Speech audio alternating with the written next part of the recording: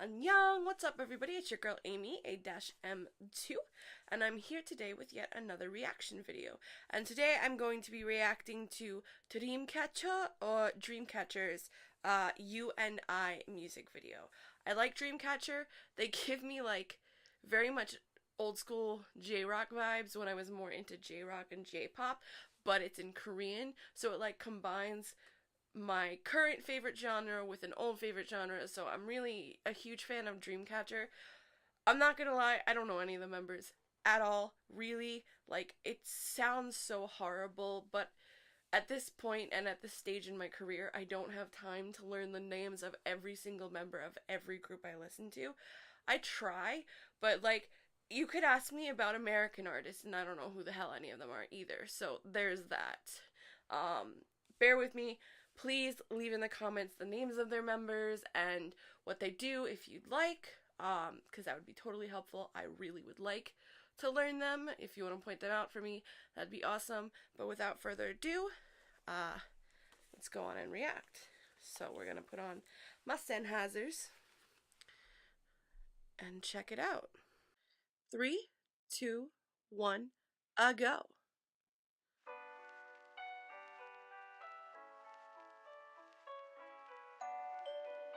It sounded like a doorbell.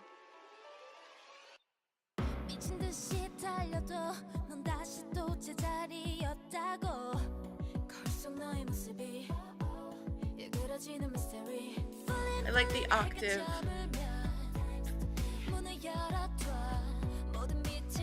Like before they had her in the lower and upper octave layered. I like the strings coming in.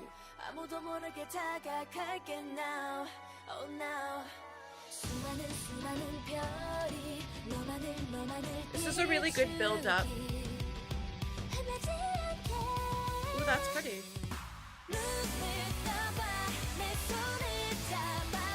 Oh, this is so nostalgic feeling for me. They look really good, especially in the white outfits. Like, the hair for the one member stands out so much.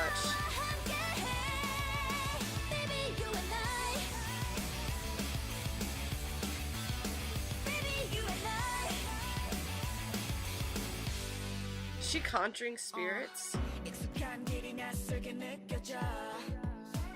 Ooh. This is a technique I kind of do too. Where you kind of like rap and sing at the same time. I kind of like how much of a drastic difference there was between her rap singing and like the other girl's voice. One was like in the mid-low range and the other one was so high.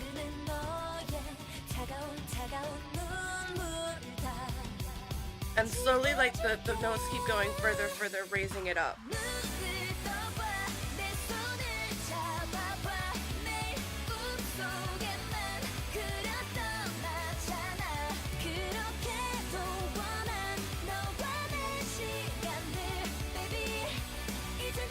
Sorry, I'm like, I can hear the chord progression. It's, oh wait. It's different. A lot of rhythm guitar, oh my god, I used to do that. Ooh, that's a really nice use of silence, kind of breaking it down.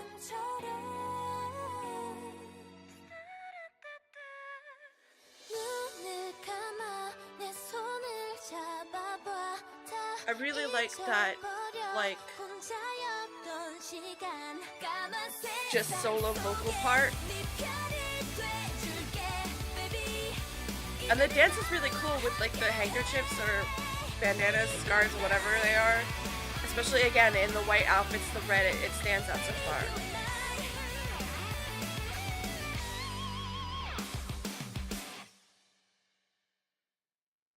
That's a true like rock metal ending. I like that. That was good. That was really good. I like, there was so much going on though that every time I wanted to comment on something, I already have something else to say. So this is gonna take me a second to break down. I really like the piano at the beginning. It's very compressed and kind of further back, and there's like a film effect going on. It's probably just like a sample of like the old school film reels, and then it sounds like a doorbell. It's either a doorbell or it's like a vibraphone creating a doorbell sound, because it kind of sounded like an actual instrument, but at the same time it sounded like a doorbell. I feel like I'm going crazy. I don't know, but that is interesting to me, how unique it sounds, how realistic it sounds. I really like that. Also just the kind of back and forth between lower vocals and higher vocals is so nice. I love that Dreamcatcher does that. My issue with a lot of K-pop groups and songs, and this is not necessarily the most popular opinion, but this is an objective, more educated opinion that I have. Not to say I'm more educated, I just have more music education, and therefore I can kind of look at it from an academic standpoint. There are a lot of idols that sound terrible live. They're just so bad live, and it's not their fault. It doesn't necessarily mean they're a bad singer. And everyone's gonna focus on the fact that I just said there's a lot of idols that sing terrible live. It's because their group, like, if they're not composing the song themselves, usually their label or their producer will give them this bubblegum pop song or something really catchy, but half the time, it's not in the range of all the members. And what you'll find is that, like, they put all these members together and just to outright ignore the fact that all these girls or all these boys are going to have very different vocal ranges. You may have a soprano, and you have a lot of mezzo sopranos or altos, and Dreamcatcher does a really good job of utilizing both. They actually let their members shine and kind of stick to their own vocal registers. Whereas, like, there's other groups where it's always just in this high register, and they're like screaming, and they're closing their throat, and they're up in their nose in a bad way, just really like trying to belt out these notes that are going to eventually destroy their vocal cords. That rant aside, I just really appreciate that about Dreamcatcher, and musically I appreciate it. I really love the call and answer of like low and high, low and high. And then the rap part isn't truly rap, but it's like a singing rap kind of thing. And I do that too. So I'm a rapper, and sometimes to change up my flow, I'll add sing rapping.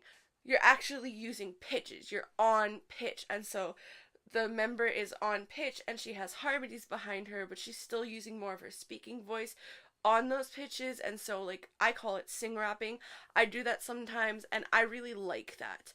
I like that it was done in this song, because I feel like if she outright just rapped, it would kind of feel weird, because the entire song itself was very artistic. There was a lot of build up, a lot of the same progressive rock stuff you would hear in like J-rock, stuff that I used to do like in middle school when I would play like J-rock guitar songs and stuff. Like, I've been in multiple bands, either as like a vocalist or as a guitarist or drummer. I really love hearing that instrumental but Korean music and singing, and then you have these strings coming in, so it was very like artistic and poetic almost. I have no idea what's going on in the music video. I don't know if it's a continuation of their previous ones. I'm really bad at like analyzing videos, and I have to sit there and watch them a few times through. I'm a musician, so I really can only speak on the musicality of it. What really stood out to me the most, I would say, is just like, yeah, again, the difference in vocal tones and registers. And I really appreciate that. I think it sounded beautiful. There was so much like falsetto. And I love when K-pop idols use falsetto, because so much of their music has them belting these notes that they can't necessarily hit in real life. That is, it's heavily edited, or they're doing it and they're straining their voices while doing it. So to hear more falsetto used, and then to hear like silence and falsetto again, leading into this really pretty bridge that leads into this metal breakdown, like, it's just, there's so much contrast in their songs. Like, you wouldn't think that any of this stuff would go together, but it does. And so, like, for me, I'm gonna give this song a 9 out of 10. Yeah, a 9 out of 10. I think if maybe This is probably going to be the same comment every time. If they had just switched up the chords a tiny bit in like one or two of the parts, I probably would give it a 10. But I really like it. They're forever the like nostalgia group for me. I mean, I know they're new, but like their sound is nostalgic to what I listened to when I was in middle school and stuff. And I'm old now, and I'm a hip hop producer that was trained classically. So like, I don't know, I just really appreciate it. And that's the other thing is that you wouldn't. Most music is based off of jazz. Like any song you look at has some sort of jazz influence, but metal, rock, a lot of that also goes to classical. And I really appreciate that about Dreamcatcher is they're taking this rock, they're adding classical elements, they're adding pop elements, and it just creates this beautiful masterpiece. And so, yeah, I really like it. 2 thumbs up from me. And yeah, so if you want to see more videos of me reacting, give a thumbs up, subscribe. I think that's the things that YouTubers usually say at the end of their videos. But also, I would like to start doing videos where I fully break down and analyze songs from an academic standpoint, explaining the history behind certain musical things that they're using, explain chord progressions, kind of give a little deeper dive into theory, but digestible at the same time. And so, again, if you're interested in that, give me a thumbs up so I know that people want to actually see that. And yeah, until next time, a goodbye.